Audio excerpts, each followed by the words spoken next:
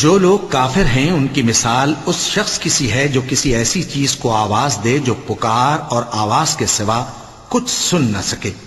یہ بہرے ہیں، گونگے ہیں، اندھے ہیں کہ کچھ سمجھ ہی نہیں سکتے۔ اے اہل ایمان، جو پاکیزہ چیزیں ہم نے تم کو عطا فرمائی ہیں ان کو کھاؤ، اور اگر اللہ ہی کے بندے ہو تو اس کی نعمتوں کا شکر بھی ادا کرو۔ اس نے تو تم پر بس مرا ہوا جانور اور لہو اور سور کا گوشت اور جس چیز پر اللہ کے سوا کسی اور کا نام پکارا جائے حرام کر دیا ہے۔